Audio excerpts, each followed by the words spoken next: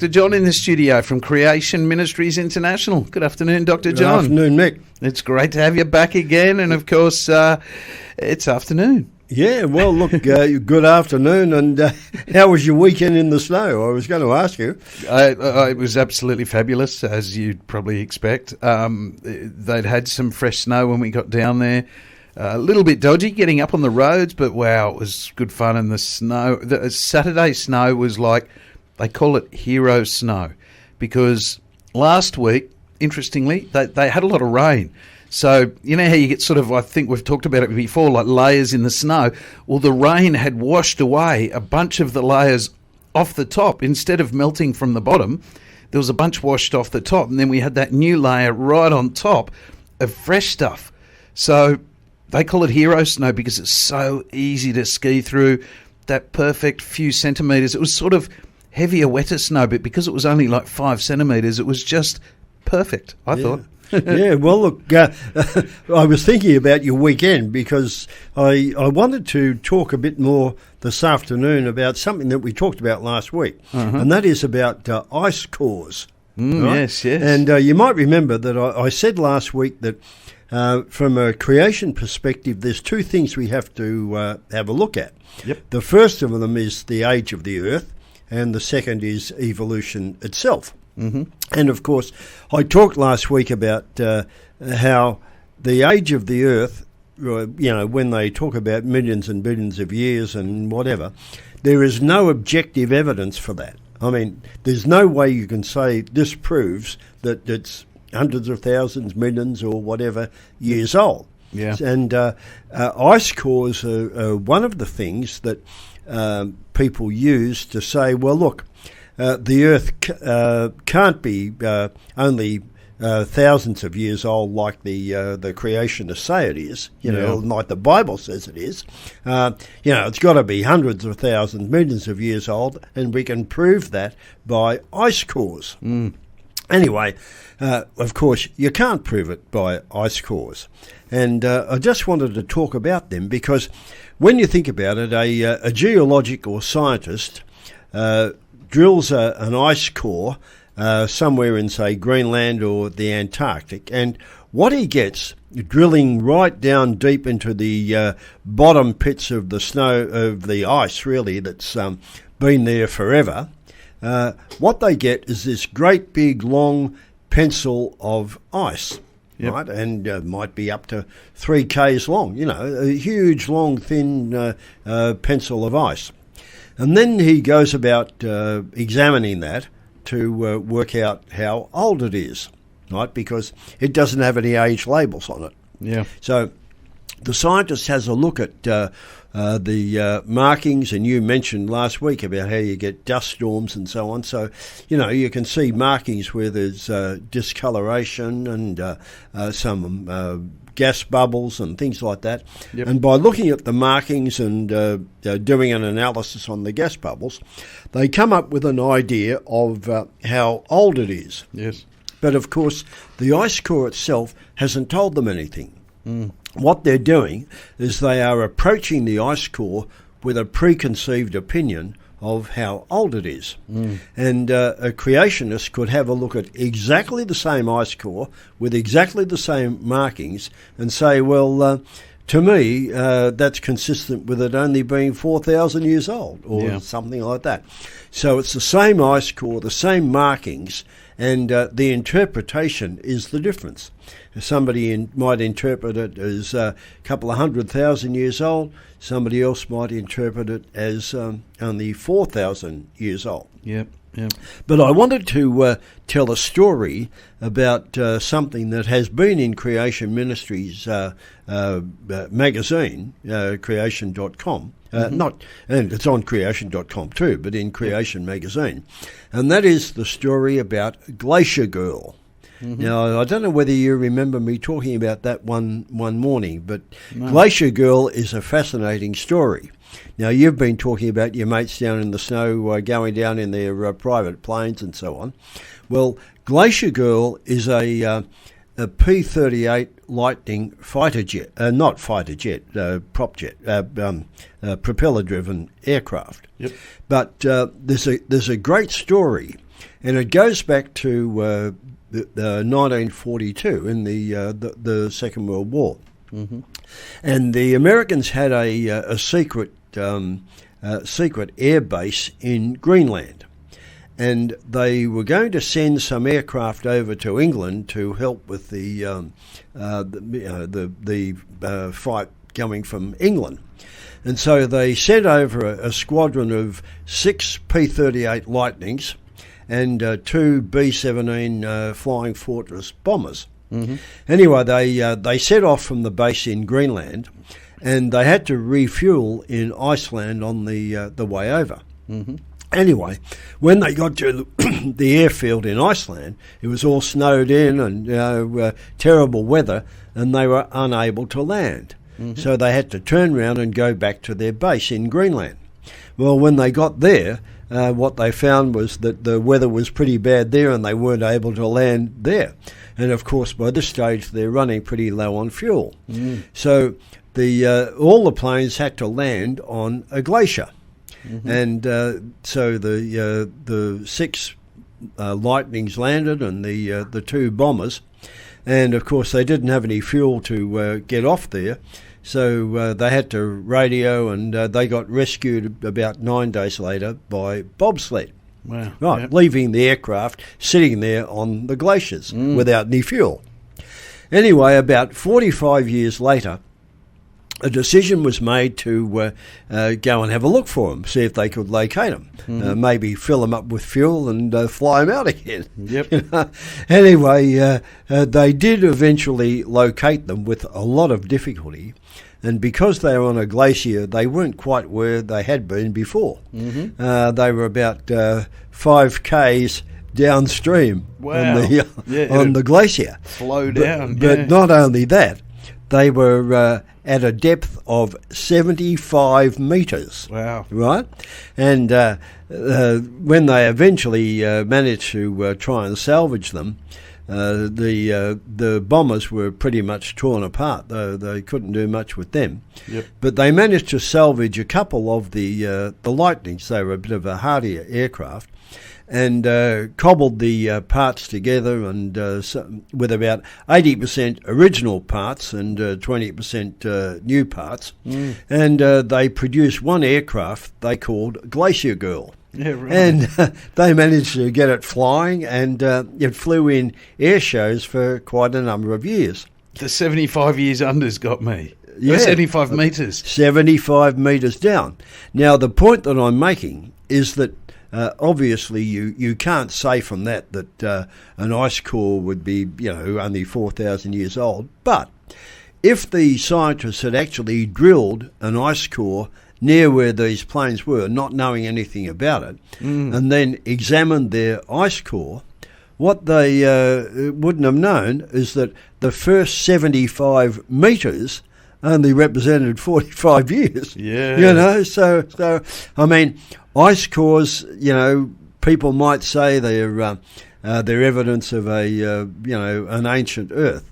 But there's no such thing. There's a lot of snow gets compacted, and much more than you might think. Absolutely. 75 metres down. That's only a few years. Ministries International in the studio. We've been talking about dating by using ice cores.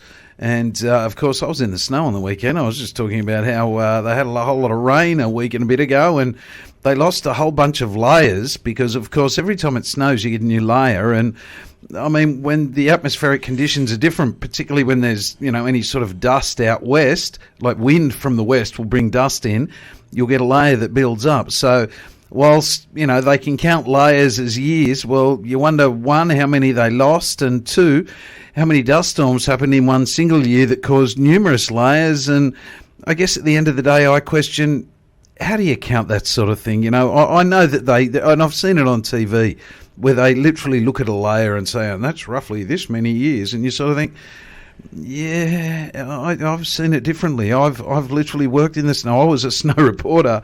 I've watched those layers, and they're just not that perfect. Yeah, well, you've seen it overseas too, where they have a lot more permanent snow than we have here in Australia. And what you say, Mick, is absolutely true. there is no objective way of determining the age of the Earth or the age of the universe. And we talked about that last week. It's always the opinion of the person who's putting out something like an ice core as evidence for long ages. Mm-hmm. And it is only that opinion. And, people get astonished when we at Creation Ministries say that according to the Bible, the earth is only about 6,000 years old. Mm. Now, to the average person, that sounds ridiculous because they've been brainwashed, we say, over years and years and years by this millions and billions of years and so on. But just to repeat what I said last week, there is no objective measurement for these ages. It is only a matter of opinion. And it all comes down to the faith of the person making the statement. Yep. You know, if you happen to be a long-age evolutionist and you believe that the Earth is millions of years old, then that is your faith position. It's not a scientific position. Mm. The same goes for a Christian creationist. We say, according to the Bible, it is only 6,000 or so years old.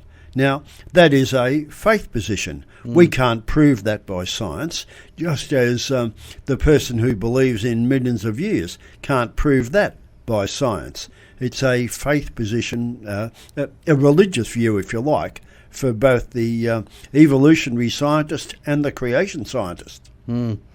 I guess one big difference, though, is on the Bible side of things, there's written records. There's people's memories and written records, whereas, going back the millions of years, there's no one knows. I mean, there is no written record going past 6,000 years ago. That's right. And people will say, well, men wrote the Bible, and that's true. Moses wrote down the stories in Genesis. But, of course, from our Christian perspective, we believe that the Holy Spirit showed him what to write. Mm. And although Moses wasn't personally an eyewitness, the Holy Spirit was. And therefore we say there was an eyewitness account of the beginnings of creation. Yeah.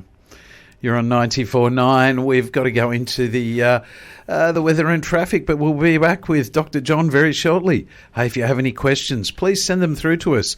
0401 949 949. That is a text line. So text 0401 949 949. Any questions you have regarding creation, evolution. 23 minutes to 5, and we have Dr. John in the studio from Creation Ministries International. He's answering your questions. Anything you send through to our text line, just text 0401 949 949. And we did have a question come in, Dr. John, in regards to, UFOs and aliens. I'm just wondering, what's your thought about other lives around the galaxies and UFOs, for instance?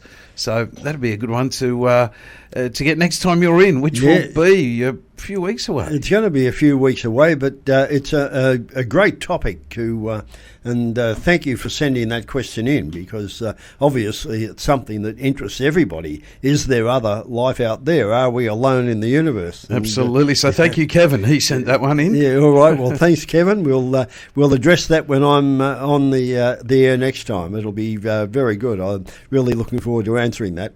Yes, absolutely. And what have we got next?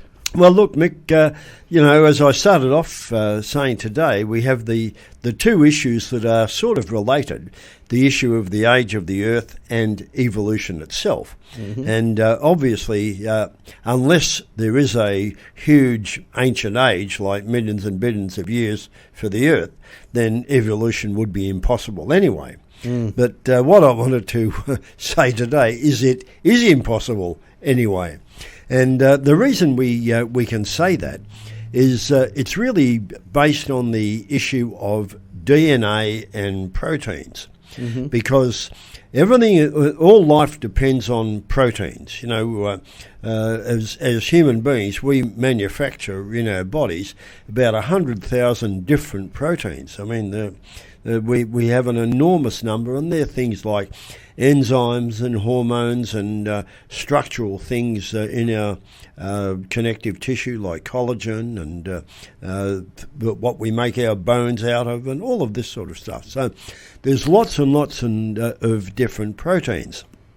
And a protein is made up of a whole string of amino acids. Mm-hmm. Now, the scientists got very excited some years ago when there was an experiment under fairly contrived conditions to see if some electric sparks could produce amino acids, mm-hmm. because the thought was that maybe life began in the oceans. It was some sort of chemical soup, and lightning sparks might have made a few amino acids, and life might have kicked off from that. Anyway, they did manage to make a couple of very basic amino acids. But of course, amino acids are not proteins. Proteins are very, very long chains of amino acids, some of them with 10,000 amino acids in the chain, a huge number. We have small proteins like insulin, which has only got about 80 amino acids. But the problem with a protein is that there has to be a code written for it in DNA, because the DNA has the code that then tells what order all of the amino acids have to be in. Mm-hmm. And if you don't have the code, you can't start to build the protein. Mm-hmm. So any thoughts of that arising by chance really is pretty fanciful, because there's not a code or program known to man that's ever generated itself. Programs only come from an intelligent source. And of course DNA is the most sophisticated code ever that we could possibly imagine. And not only is it sophisticated, it's on a nano scale. It really is just extraordinary stuff. And we have about 3 billion DNA letters in our total DNA code, and it's double-stranded, so you can double that to 6 billion. So it's a very, very, very large code. And, to try and produce a protein would require that to be written on the code. And then you've got to get that to form a simple cell. And really, it's just, despite all the hopeful speculation about it, there's just no way that you could ever do that by random chance. So what are you saying? I'm really complex. You are, Mick. More complex than even you can possibly imagine. I don't think we'll ever get to the depths of the complexity of Mick.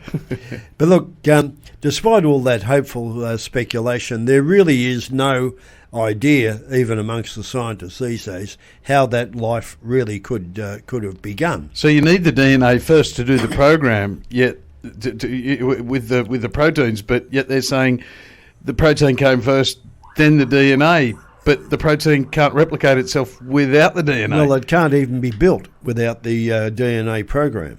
So, so really, there's just no way that it could get kicked off.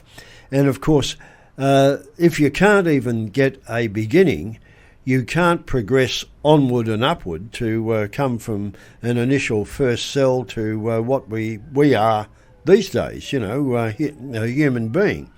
And the only processes, the two processes that have ever been proposed to have that development from a single cell up to where we are now, is processes like mutations and natural selection.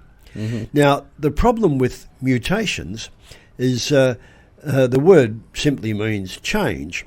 Yep. And when DNA replicates, as in when a cell divides, yep, then occasionally you get a copying mistake, and maybe the wrong nucleotide base gets substituted for the right one. Yep.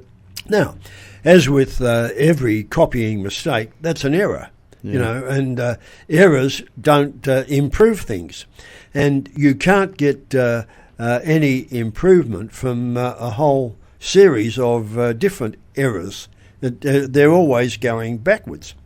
And the only examples that evolutionists have ever trotted out of perhaps evolution in action, one of the famous ones is the condition that we call sickle cell anemia.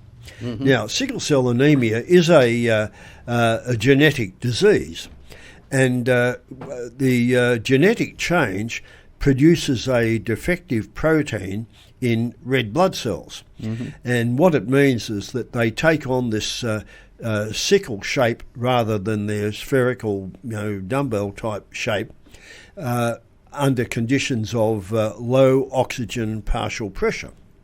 Now, it just so happens that people with sickle cell anemia, although it's quite damaging, and they don't survive very well at altitude, in places where there's a high amount of malaria, the malaria doesn't seem to affect them quite as much.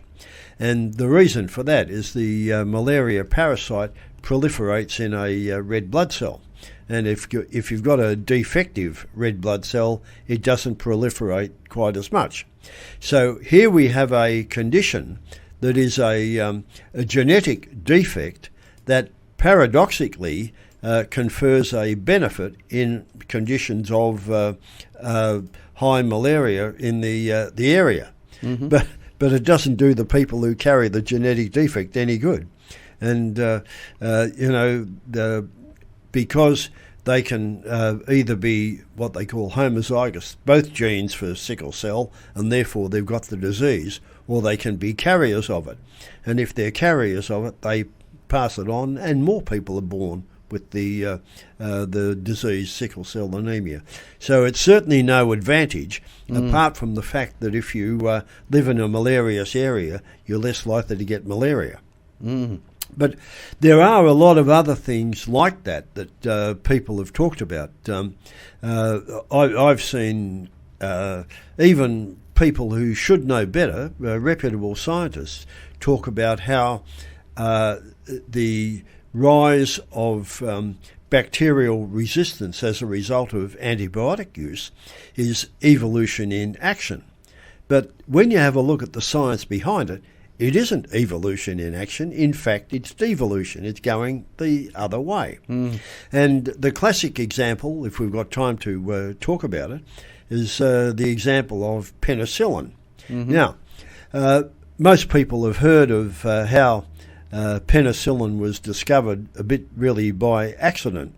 You know, the way the story goes, the researchers, including I think Alexander Fleming and even the Australian Howard Florey, apparently a Petri dish with a culture of staph bacteria was supposedly left on an open windowsill, and some mould spores blew in, and the mould grew on the plate, and what they observed was that the bacteria didn't grow in the area where the mould was. Mm. And of course they deduced that the mould must have been producing this substance which didn't allow the bacteria to grow. And of course that substance was penicillin. Mm. And once that was refined, penicillin made a huge difference to the world, because before that, I mean, the earliest antibiotics were the sulfonamides, but penicillin really was fantastic. And in the early days, it saved so many lives during the war by being wound infections were able to be adequately treated. And so penicillin looked as though it was the bee's knees, the answer to all infection problems. But of course, over time, it began to be observed that the penicillin wasn't working quite as well as it had in the beginning. And the reason was that the staph bacteria were now producing an enzyme called penicillinase that knocked off the penicillin. Mm. So it didn't work as well. But the interesting thing is, those bacteria that were able to produce that were always there in the beginning, but they weren't as robust as the bacteria that didn't produce so much of it. Right? So they couldn't proliferate in the presence of the original wild-type staph bacteria. It was only when the tough ones got knocked off that the secondary ones were able to proliferate. And of course, they were then resistant to the antibiotic.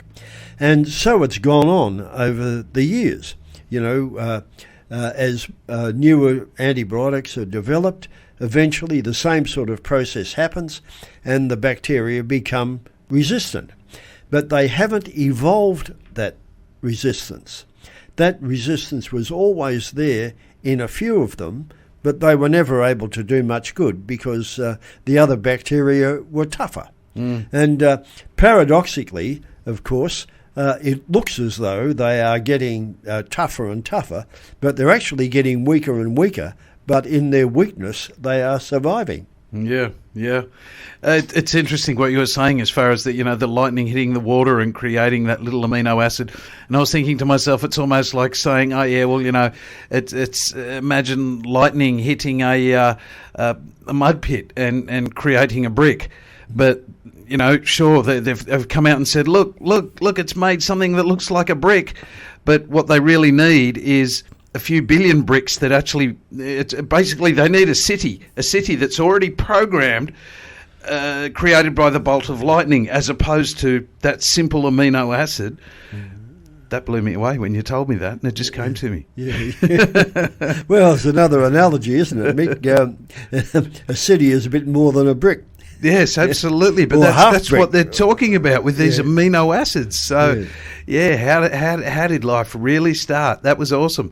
Well, thank you, Dr. John. We're at the end of another week, and we won't have you next week. We've got another guest coming from Creation Ministries, who I believe is from Melbourne. Is that right? Yeah, Mark Emerson. Mark's a great guy. You'll enjoy talking with him, and the people listening will get a lot out of hearing Mark.